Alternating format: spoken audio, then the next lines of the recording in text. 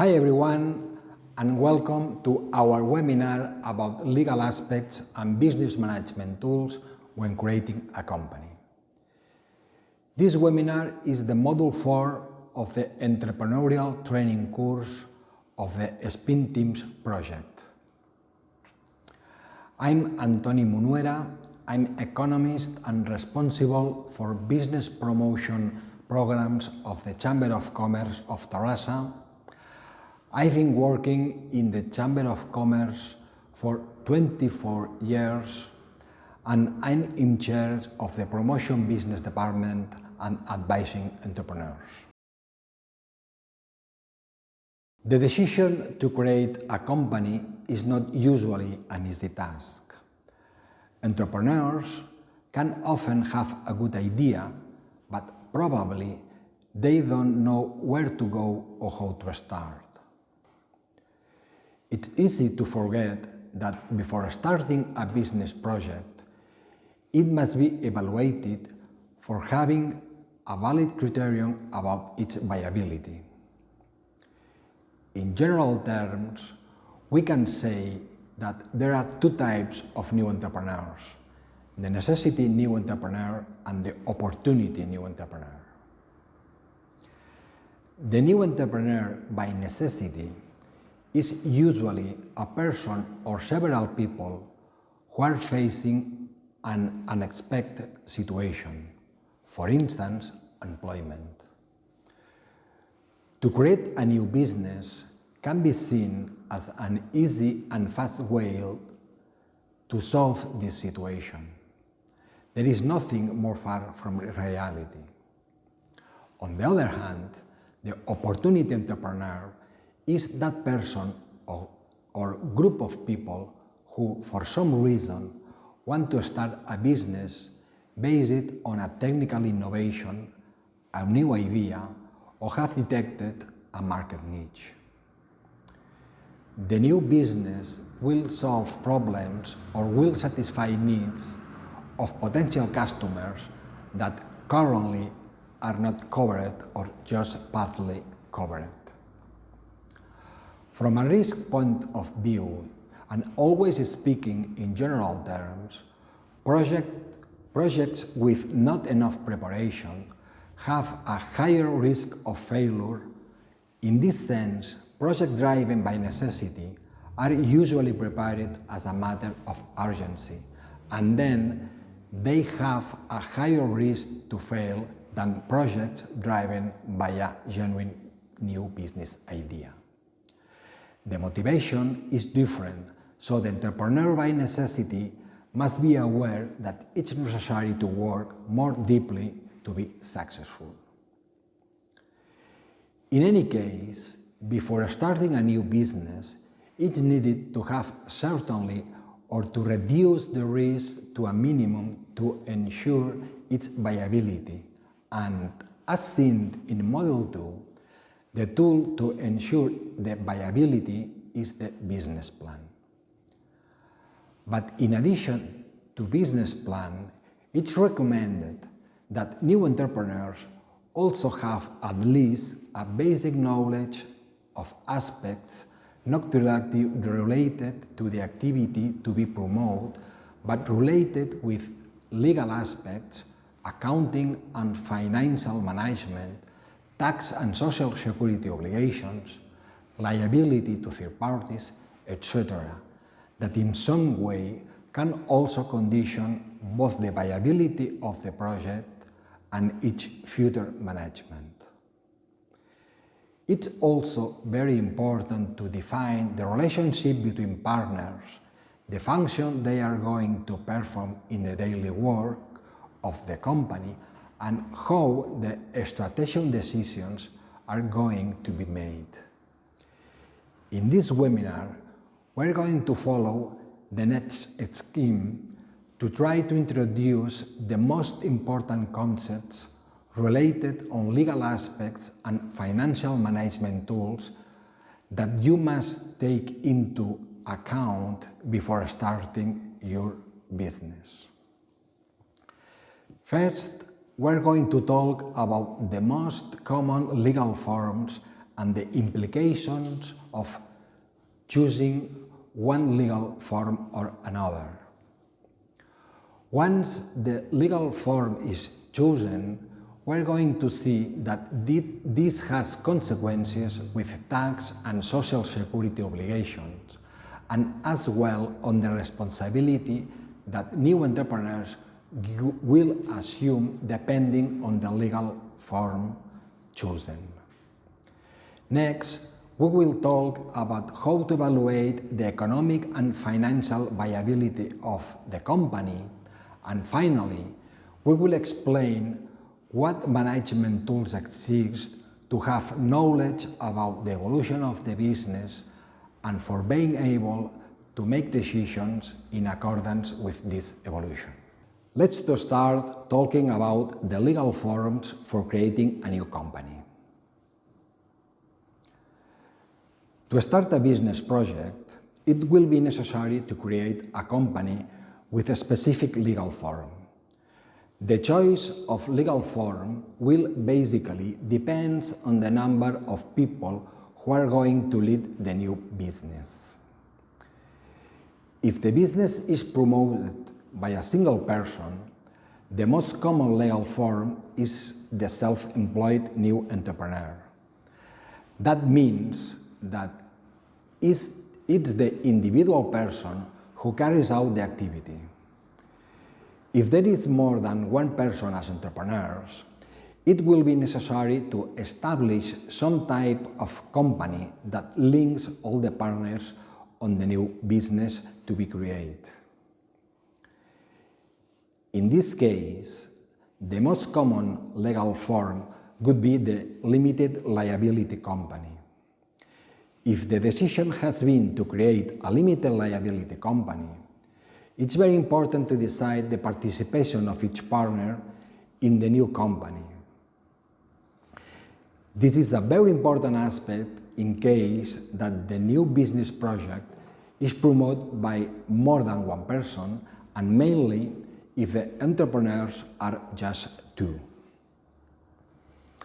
In this case, when there are two partners, it's common to think that the ideal participation for each partner would be an equal division of the company with a 50% of participation for each. We may think that this would be a good decision, but in the future, it could be a main source of conflicts. In case of disagreement between the partners, the company will be blocked and no decision could be made.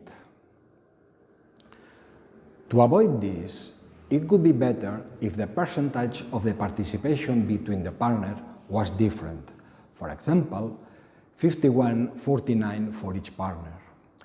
Probably, this is one of the most delicate decisions to make, as no partner will want to be less influent in the decision-making process than the other, but surely it's the best decision for long-term partnerships. In any case, it's important that the sum of participations between different groups of partners does not result in a tie, for example, 50-25-25. In this case, the distribution of shares of 51-25-24, for example, would be more convenient.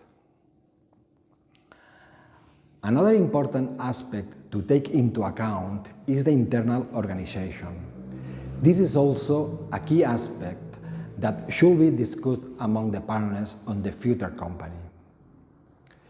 It's important to decide which areas of company management will be the responsibility of each partner: sales, manufacturing or customer sales, service, internal management, etc.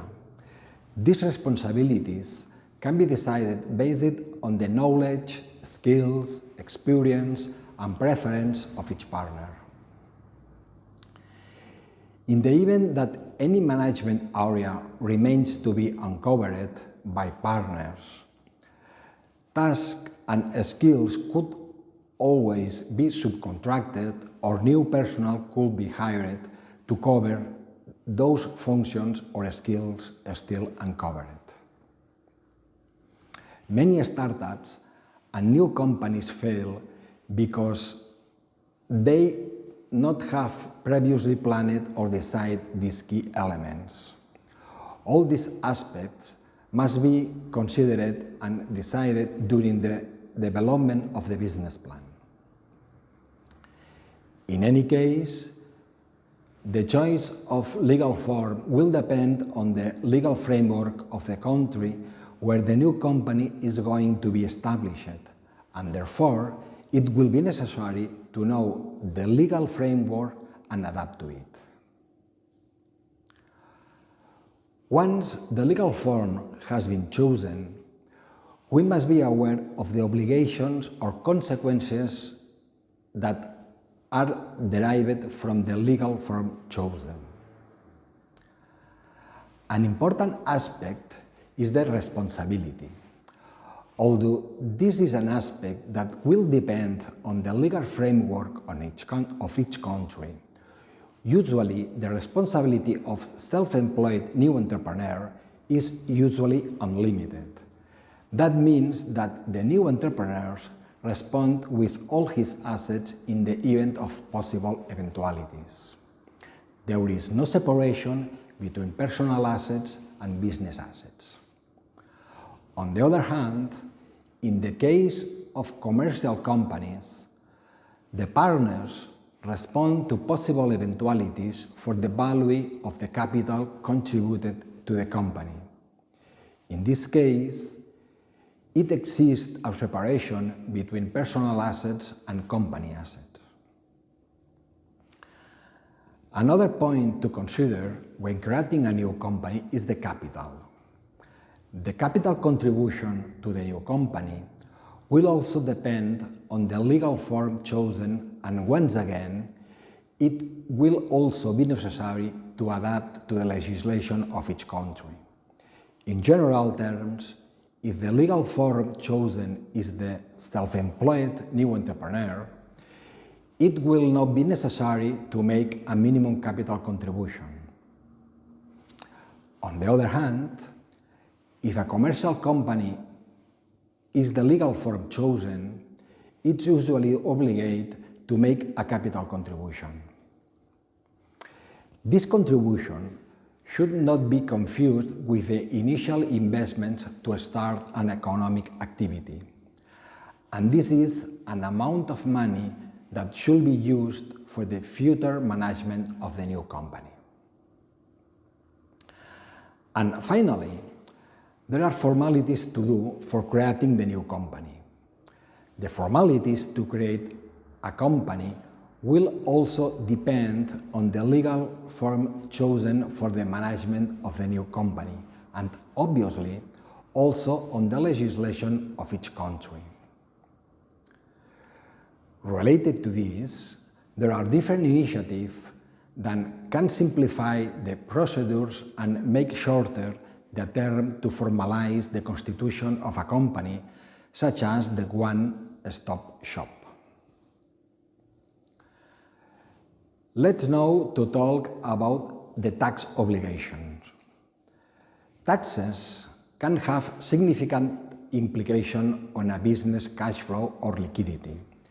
It's vital to understand and plan the impact of taxes on the cash flow, and for this reason, it's important that you register in your accounting the taxes properly. All companies that develop an economic activity must comply with the corresponding tax obligation. Once again, this obligation will depend on the legal framework of each country, but in general, the most common obligations are as follows. First of all, we are talking about taxes on profits generated. This tax is generated by the fact that a company earns money, and each payment will depend on the legal form chosen to carry out the activity. Periodically, the amount of the profits generated must be communicated to the tax agency, and a percentage of it must be paid, which will depend on the regulation of each country and on the legal form chosen. Another tax obligation is about VAT. VAT is an indirect tax and usually is quite complex. Summarizing, and in general terms, consists of adding a percentage to the concepts invoiced. Periodically, normally quarterly, the difference between the VAT invoiced to customers and the VAT invoiced to us by suppliers must be reported to the tax agency. This difference is usually positive and must be paid to the said tax agency. Another obligation that all companies must comply with is to pay a fee to the Social Security. Social Security is an organization that, among many other functions, is in charge of managing health services, covering payments for sick leave, and paying pensions to retired people, among other functions depending on each country. All companies and the new entrepreneurs must pay a fee to the Social Security. This fee can be a fixed fee or based on the income or profit obtained during a period of time. The payment of the fee is usually monthly. Once again, the current legislation on this matter must be complied with in each country where the economic activity is carried out. Once all the legal framework is learned, let's talk now about how to assess the viability of a business project. The appropriate tool to assess the viability of a business project is the business plan. That it was explained on the Model 2 of the entrepreneurial training course of the SPINTeams project. The business plan is the result of a process of analysis in which various aspects related to the future business activity are analyzed. An important aspect to analyze is the future economic and financial viability of the project. And what is the usual way for evaluating the economic and financial viability? The answer is to make the financial and economic plan. For doing this, the first step to follow is to assess the investments needed to start the activity. An inventory should be made of everything necessary to start: machinery, installations, IT equipment, vehicles, furniture, raw materials, etc., and assess the amount of money that will be needed to acquire each of these elements. Once this investment has been valued, the source of financing to be able to carry out these investments must be evaluated. The different sources of financing can be: own funds is the financing provided by the partners of the company or the new entrepreneurs team or partners. Bank loans, it's the part that will be obtained from a financial entity or bank to cover the necessary investment for starting the activity. Public aids, aids from the government for starting a new company, for example, an interest subsidy on the request bank loan. And subventions, that is an amount of money that is given to new business to help them during the first month or years of activity, and it's not necessary to repay. And then the evaluation of the economic viability will be carried out by making a forecast of income and expenses for the first month of activity. To do this, we must follow the next steps. First of all, we have to evaluate the fixed cost.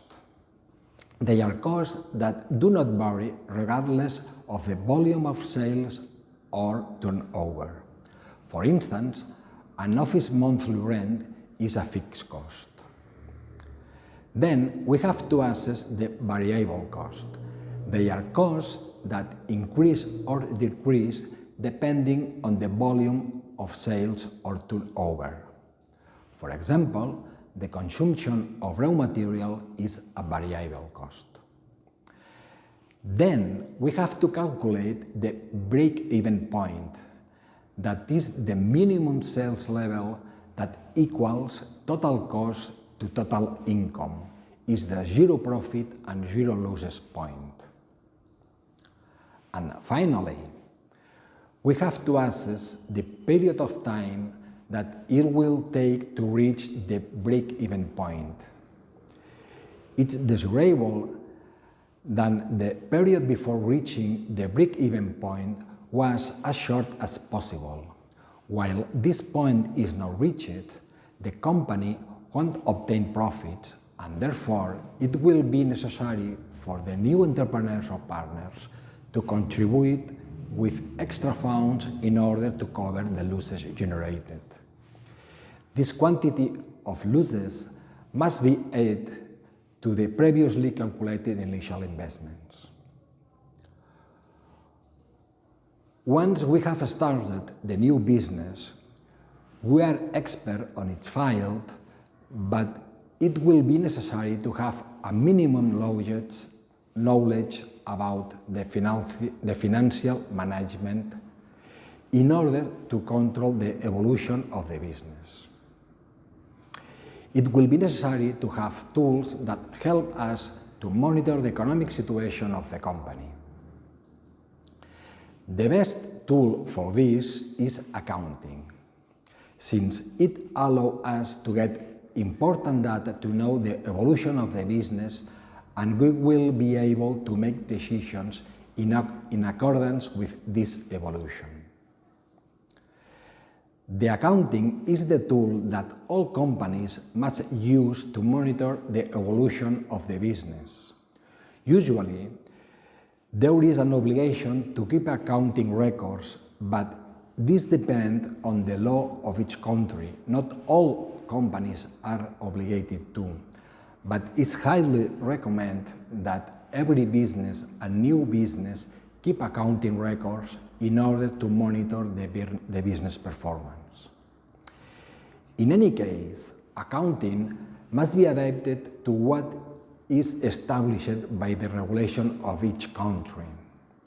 From the accounting, all the company's managers can use different tools that can help them to make different decisions about the business. Let's see what the tools are. The first tool we can get from the accounting is the balance sheet. The balance sheet is a document that represents the true and the real image of a company for a period. It's generated from the information provided by the company's accounting, which contains data from the past, the present, and even data forecast for the future. Summarizing, the balance sheet shows the financial situation of a company. The balance sheet reflects data about the rights and possession of the company, called assets, and the liabilities and the shareholders' equity. The assets portion of the balance sheet goes into what the business owns that can be converted to cash.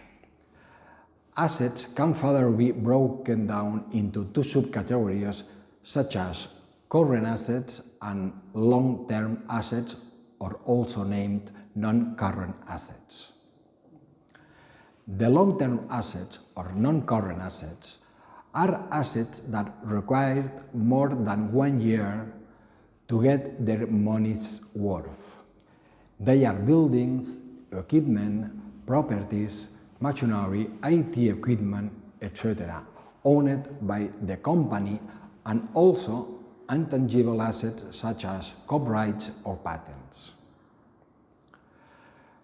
Current assets are assets that can be converted into cash in less than 1 year.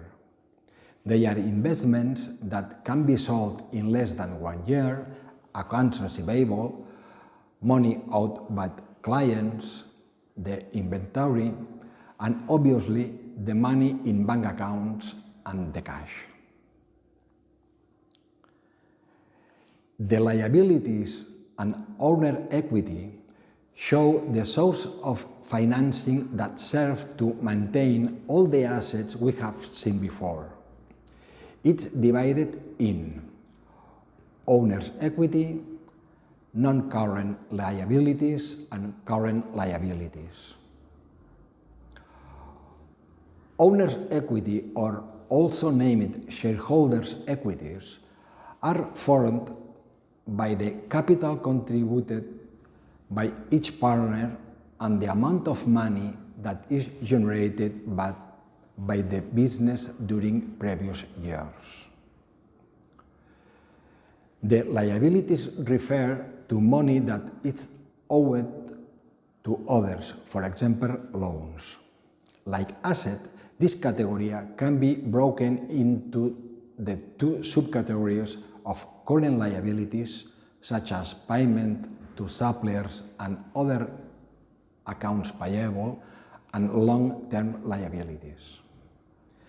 The long-term liabilities section classifies all those debts whose payment date is set for a period of more than 1 year, from the date of preparation of the balance sheet. For example, a balance formulated in December 2021 could show debts with a payment date beyond December 2022. On the other hand, the current liability section classifies all those debts whose payment date is set for a period of less than 1 year, from the date of preparation of the balance sheet.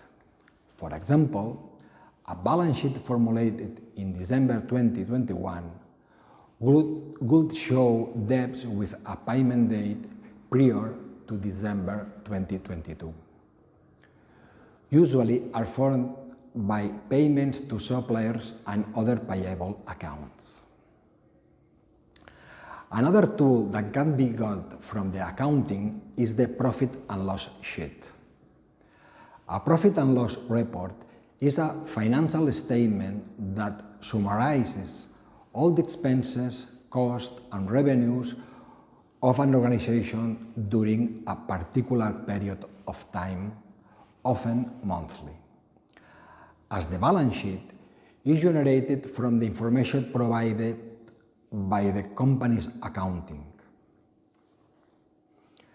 The profit and loss report is usually divided into two sections, revenue and expenses. Revenues refers to income from all the activities of the company.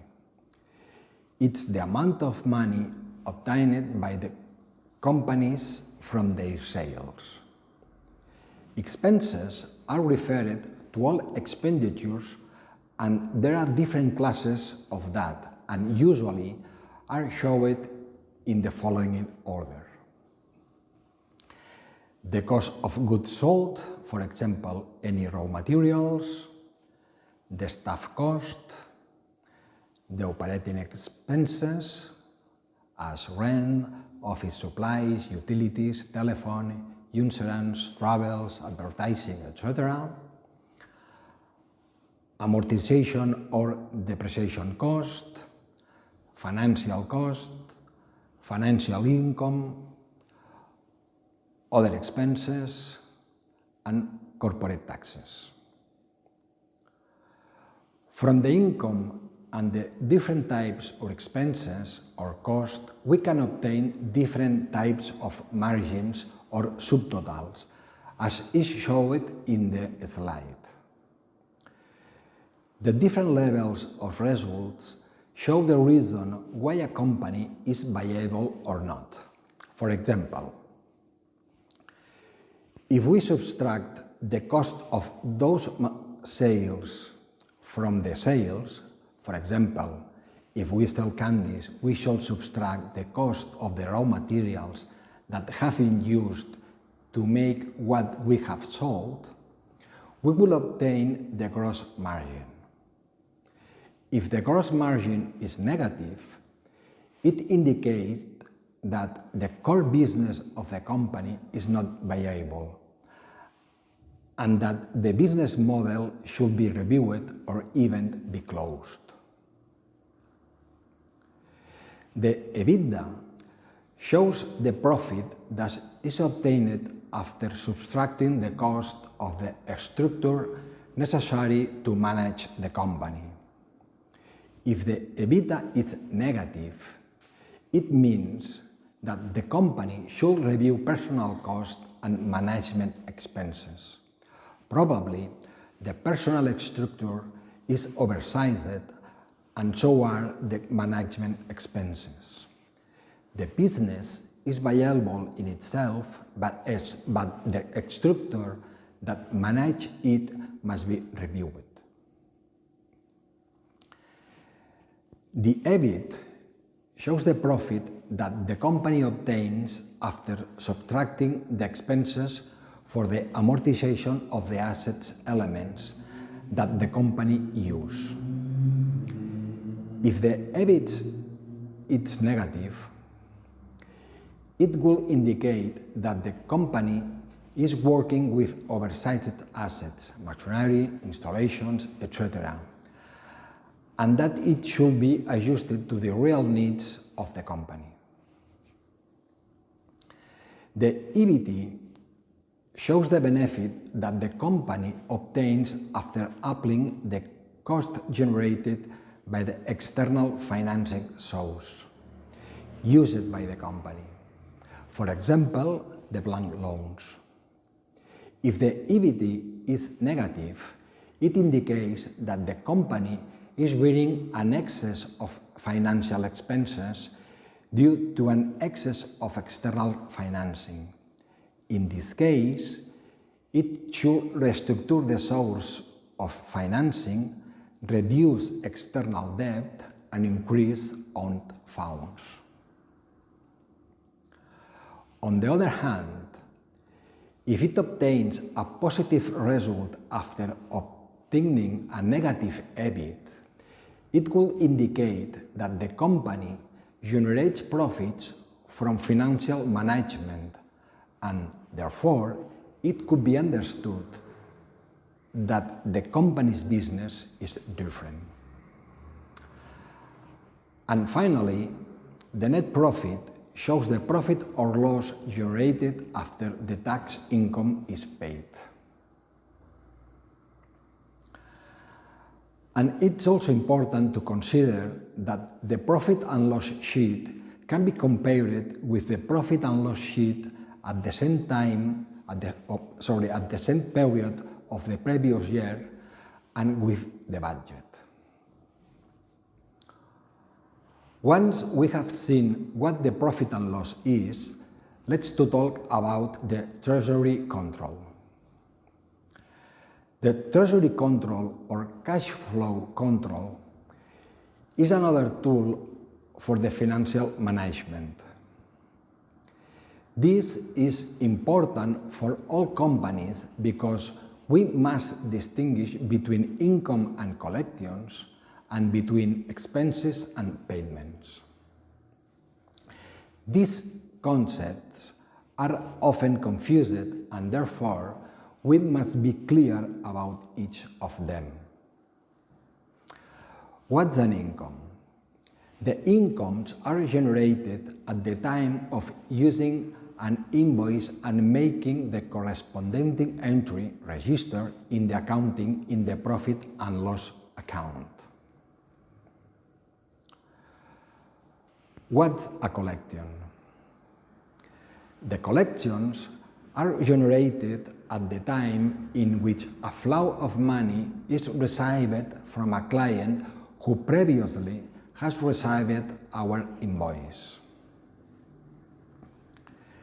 Because there may be a time difference between the time an invoice is used and its subsequent collection, it's important to differentiate income from collections. What are costs or expenses?